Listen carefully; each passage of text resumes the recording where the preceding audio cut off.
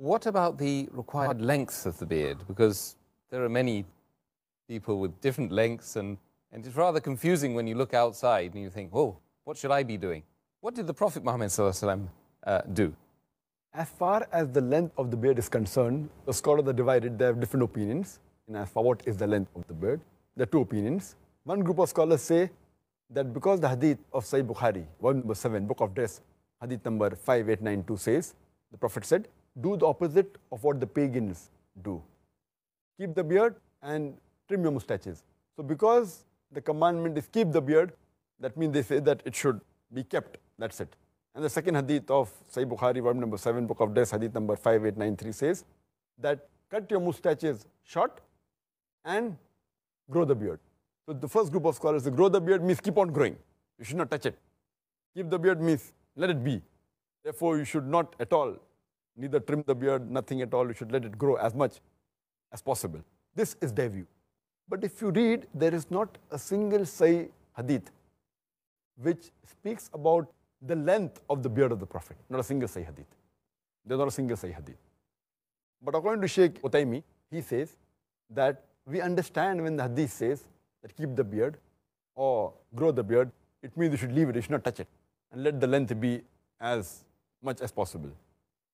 And if someone shaves it as a haram, and someone trims it to the size of a fist, that is the other view, then it is makruh. So this one group of scholars said let it grow as much as possible.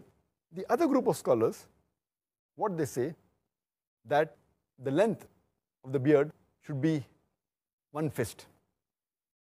As I mentioned earlier, there is no Sahih hadith which speaks about the length of the beard of the Prophet. There's a hadith which is a Zaif hadith or a Mawdu hadith. We say that the beard of the Prophet, it touched the chest, but that's a Zaif or a Mawdu hadith according to Shaykh Nasruddin al-Albani. There's a hadith mentioned in Sahih Muslim, volume number 4, hadith number 5789, where Jabir bin Samura, he says, may Allah be pleased with him, that the Prophet had a thick beard. So there are many Sahih hadith which say the Prophet had a thick beard, but doesn't mention the length of the beard. But this group of scholars, they say that since the length of the beard is not mentioned, what we have to do is we have to look at how the Sahabas kept the beard. The length is not mentioned, so we have to look at the Sahabas, because the Prophet said, if you don't find in my example, then look at the people around me in this generation, at the companions, Sahabas. And when we look at the Sahabas, we find several authentic hadith, more than 10 Sahih hadith, which say that the Sahaba, they kept their beard at the length of one fist. And whatever was below the one fist, they trimmed the beard. Including Ibn Umar, may Allah be pleased with him, Ibn Abbas, may Allah be pleased with him, Abu Huraira, may Allah be pleased with him. All these Sahabas which are very close to the Prophet, they trimmed their beard. Even those Sahaba who narrated the same hadith, Ibn Umar, may Allah be pleased with him, hadith of Sahih Bukhari, volume number 7, book of Death, hadith number 5892. Ibn Umar, may Allah be pleased with him, who narrated the hadith, that the Prophet said that do opposite of what the pagans do. Keep the beard and trim your mustaches. Immediately after that, the hadith continues and says that whenever Ibn Umar, may Allah be pleased with him, used to go for Umrah and Hajj. After Umrah and Hajj, he used to catch the beard with his fist, and whatever was below the fist, he used to cut it. So imagine those Sahabas who narrated the hadith, and all these Sahabas, Ibn Umar, Ibn Abbas, Abu Huraira, may Allah be pleased with them all, they were staunch followers of the sunnah of the Prophet. And they narrated the hadith. When they narrate the hadith of trimming the mustache and keeping the beard, growing the beard, they understood the way the Prophet wanted. So why did they trim the beard? If the view of the first group of scholars is right, that keep on growing, growing means how to grow? The way the Prophet grew. And if there's no hadith indicating his sayings or actions, then you look at the way the Sahabas did. That's the way how you analyze the hadith.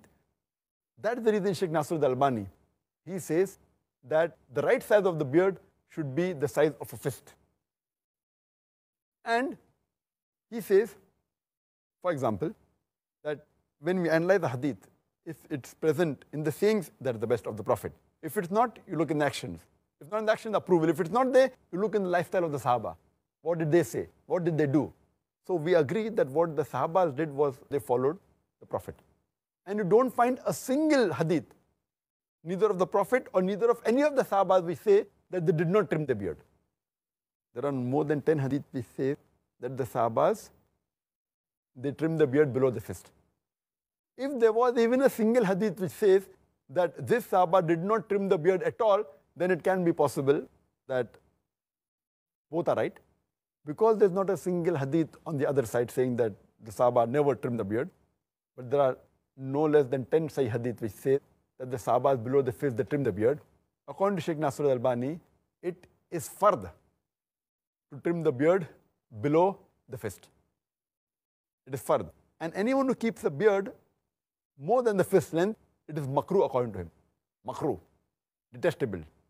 So this is a strong fatwa in Shaykh Nasr al-Albani. He's very staunch. And I personally agree with his view because there is evidence in the lifestyle of the Sahaba. And he further says in his book, and he writes that why it should be the length of one fist. He said, besides the Sahabas, many examples we find who kept one fist and cut below one fist their beard. He gives the examples of many Salafis Salihin who had the beard the size of a fist and they trimmed the beard below the fist. Like, for example, An-Nakhil. We have examples of Imam Malik, Imam Ahmad ibn Hanbal. All these great Salafis Salihin, they trimmed the beard below the fist. They could do like that, and they trimmed it below the fist. So this is the view of the second group of scholars. And I agree more with the group of scholars, including Shaykh Nasr al-Albani, that the right size is the size of the fist, and the rest, Allahu Alam. Hey there. Subscribe to my channel. And also press this bell icon.